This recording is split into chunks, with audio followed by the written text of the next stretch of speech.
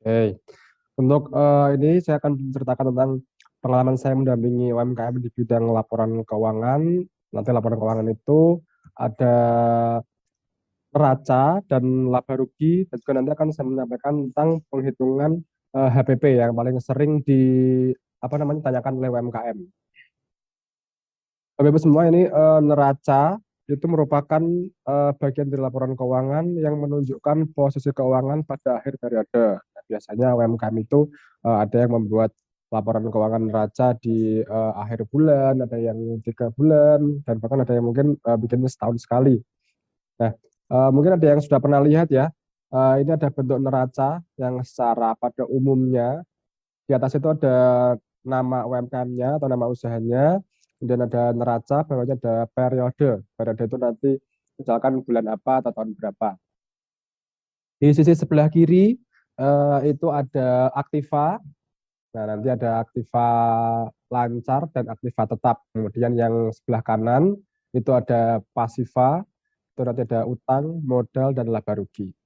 Nah, Bapak Ibu semua, aktiva lancar itu merupakan aset yang aktivitasnya itu lancar, bisa misalkan bisa didapatkan dengan mudah, bisa keluar juga dengan mudah.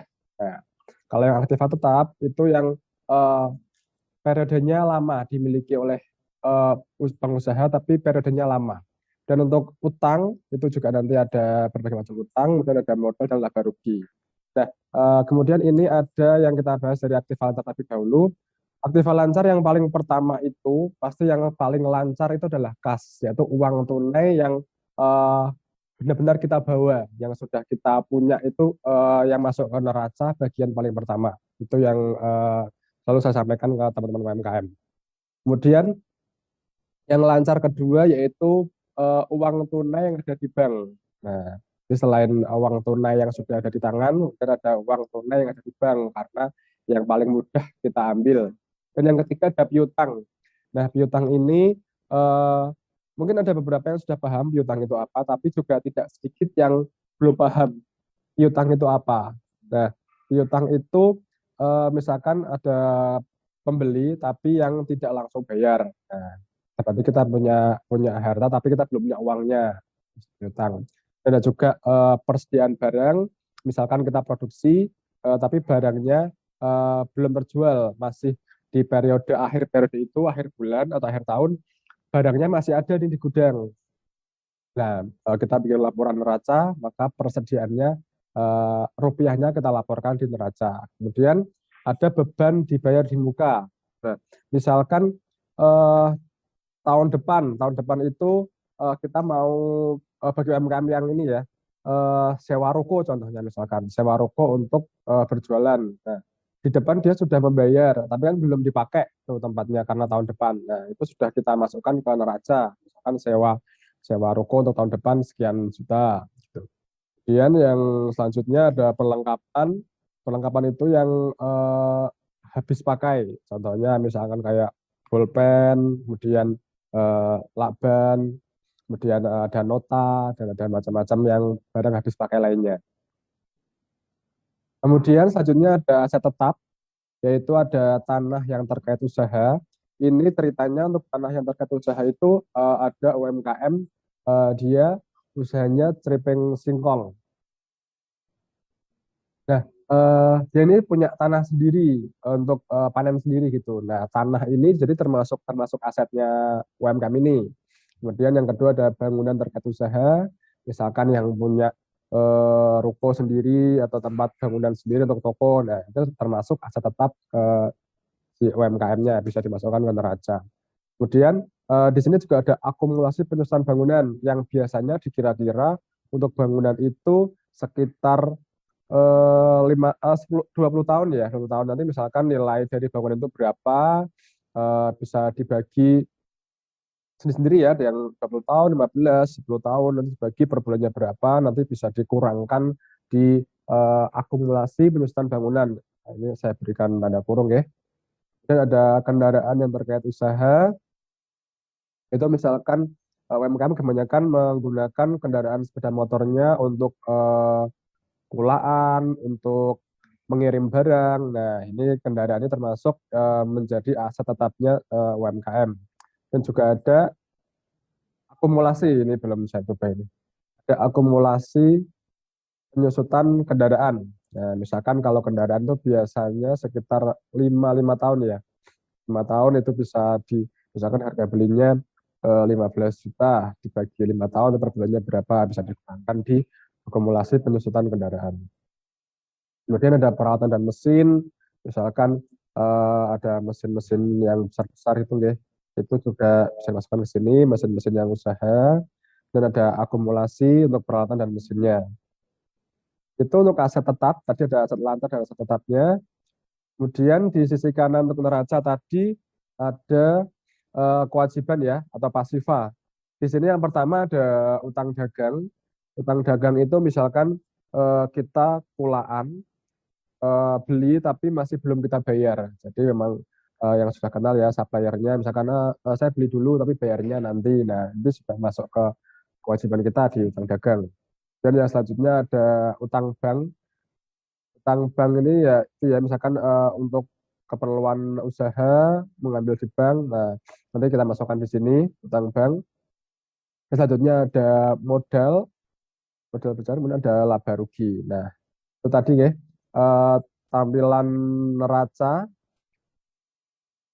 ya itu tadi kira-kira seperti ini. Itu beberapa akun yang biasanya saya dan teman-teman UMKM di lapangan yang kita bahas itu yang paling sering, tapi tidak menutup kemungkinan ada akun-akun yang lain atau misalkan ada akun yang bahkan tidak masuk. Tapi secara umum selama saya mendampingi kira-kira seperti ini. Oke, untuk selanjutnya di neraca sudah, laporan keuangan selanjutnya adalah laba rugi. Nah, di sini untuk mengetahui apakah pada periode tersebut eh, laba atau rugi.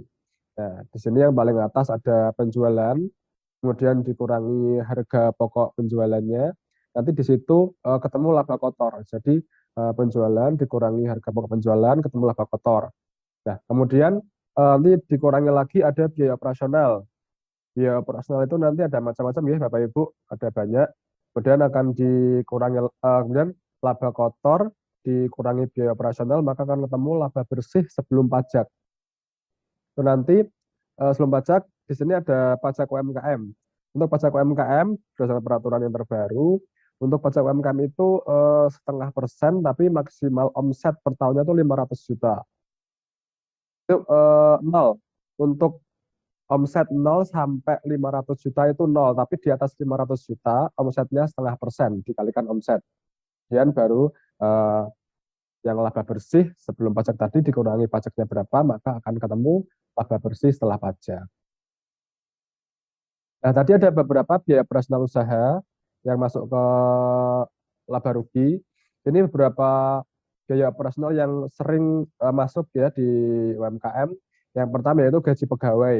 Ada beberapa UMKM yang memang sudah punya pegawai, ada yang belum punya pegawai. Nah, nanti dimasukkan ke biaya operasional. Eh, karena dalam periode 1 bulan itu gaji pegawainya berapa. Kemudian yang sering terkadang lupa juga, UMKM itu lupa memberikan gaji ke ownernya atau pengelolanya sendiri. Nah, jadi untuk menghargai kerja kerasnya si pemilik usaha ini juga harus digaji. Nah, kadang mungkin UMKM-nya nanti ambil pas yang penting ambil aja uangnya. Nah, dari seperti itu mendingan dari awal ditetapkan. Misalkan per bulan pengelola juga digaji berapa biar keuangannya itu tertata, tersusun rapi. Jadi khusus nanti keuntungannya udah keuntungan usaha. Untuk gaji pengelola sudah ada sendiri. Kemudian ada juga biaya personal itu transportasi. Tadi misalkan beli bensin untuk mengirim barang, untuk kulaan. Nah, bisa dimasukkan ke sini bensin selama 1 bulan. Dan ada telepon dan listrik. Nah, ini yang biasanya saya masih agak bingung ketika karena kebanyakan UMKM itu kan usahanya masih jadi satu di rumah. Nah, Mas ngitung listriknya gimana? Nah, mungkin bisa dikira-kira nggih, kira-kira lebih banyak yang penggunaan listrik di usaha atau di rumah. Nah, bisa-bisa. Kemudian ada ATK. ATK tadi ada mungkin pulpen, nota, dan sebagainya yang paling sering keperluan ATK, kertas, sebagainya. Kemudian ada sewa tempat usaha, juga dimasukkan di sini. Misalkan sewanya bulanan. Nah, berarti misalkan laporan laba rugi ini 1 bulan sekali. Nah, misalkan 1 bulan sewanya berapa juta bisa dimasukkan di sini. Kemudian ada penyusutan bangunan, penyusutan kendaraan, dan penyusutan peralatan nanti bisa disamakan dengan yang tadi di neraca. Itu bisa mengurangi eh, laba ruginya. Kemudian ada bunga bank dan juga lain-lain. Untuk lain-lain ini biasanya mungkin bisa anggap saja kayak promosi gitu nggih. Biasanya ada yang menggunakan leaflet atau apa pamflet gitu yang untuk disebar sebagai media promosi bisa dimasukkan ke sini. Itu tadi Bapak Ibu untuk laba rugi. Ya, seperti ini nggih. Tadi dari penjualan, harga pokok, menjadi laba kotor, dikurangi biaya operasional, ketemu laba bersih sebelum pajak, dikurangi pajak menjadi laba bersih setelah pajak. Ini bisa ketahuan kira-kira labanya berapa atau jangan malah rugi. Nah, untuk mengetahui itu, eh, saya sama UMKM menghitung HPP. Pengalaman saya sama teman-teman UMKM bahkan kurang lebih 60-70% itu setelah kita hitung bersama-sama, kebanyakan malah rugi karena salah menghitung. Nah, mungkin ada bagian yang kurang atau mungkin kebanyakannya tuh UMKM gini, ah mas pasarannya segitu. Nah, padahal dia nggak tahu. Misalkan dia dari bahan bakunya pasti berbeda, kelengkapannya berbeda, bahan-bahannya penolongnya berbeda, harganya kualitasnya berbeda. Nah, makanya misalkan dia ternyata mengutamakan kualitas, ternyata yang pasarannya itu biasa saja, akhirnya malah rugi. Nah, akhirnya kemarin kita menghitung ulang. Nah, kemudian oh ternyata harusnya jualnya segini, ternyata selama ini rugi sekian. Nah, seperti itu. Nah, di sini contoh yang pertama yaitu eh, ini saya anggap saja produk Babon Ayam ya. Yang kemarin saya terakhir itu ada bahan baku utamanya itu daging ayam. Ini anggap saja ya karena saya kurang tahu harga pasarannya. Misalkan saja dalam 1 kali produksi itu butuh 10 kilo daging ayam dengan harga sekilonya 50.000. Nah, maka dalam 1 kali produk itu butuh daging ayam dengan biaya 500.000. Ini dengan asumsi yang karena sudah terbiasa produksi, 10 kilo itu menjadi 40 piece produk dengan berat masing-masing produk 250 gram per piece-nya. Nah, kemudian ada beberapa bahan penolong. Nah, bahan penolong ini saya singkat ya, yang nomor yang paling atas sendiri. Itu yang pertama itu biasanya mungkin ada rempah-rempah, ada gula, ada bawang putih, bawang merah. Itu nanti volumenya disesuaikan, misalkan dalam 1 kali produksi, kemudian harga per piece-nya. Ini yang biasanya agak lama sama UMKM itu menghitung harga per unit untuk produk bahan penolongnya. Misalkan kayak bawang putih. Bawang putih itu kan misalkan butuhnya dalam 1 kali produksi cuma butuh misalkan 3 atau 5 biji atau 1-2 gram, sedangkan beli kan nggak mungkin segitu. Nah, pasti belinya misalkan seperempat atau setengah kilo atau sekilo bahkan. Nah, ini yang dibutuhkan hanya berapa biji atau berapa gram. Nah, itu yang bikin lama biasanya. Dari satu satu bahan aja, bawang putih, misalkan butuh 10 gram. Belinya seperempat seperempat kilo, jadi harus ngitung dibagi dulu, nah baru ketemu nih per unitnya berapa, dikalikan volumenya berapa, baru ketemu jumlah yang dibutuhkan dalam 1 kali produksi. Nah itu baru satu bahan. Nah biasanya banyak lumayan ada sekitar 7 sampai 10 bahan penolong itu yang membuat dan itu kadang yang membuat UMKM itu lupa.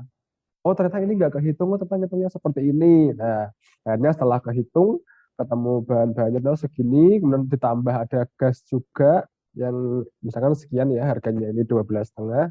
Kemudian ada kemasan produk juga, ini saya anggap saja 1.000 dan tadi 1 kali produksi jadi 40 piece.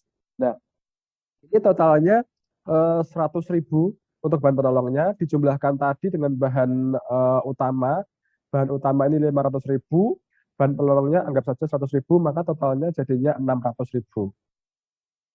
Nah, dari situ langsung total bahan utama dan bahan penolong totalnya kan 600.000.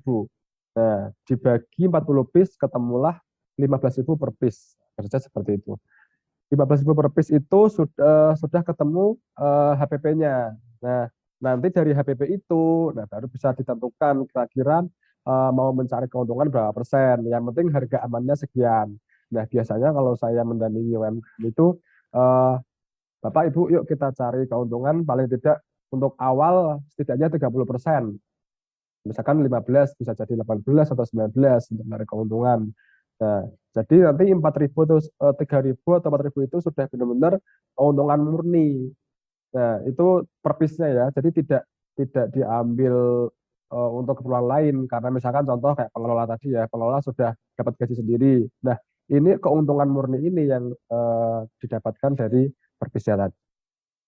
Oke, mungkin itu penyampaian singkat dari saya tentang pengalaman saya mendampingi UMKM di bagian akuntansi atau keuangan, laporan keuangan sederhana UMKM.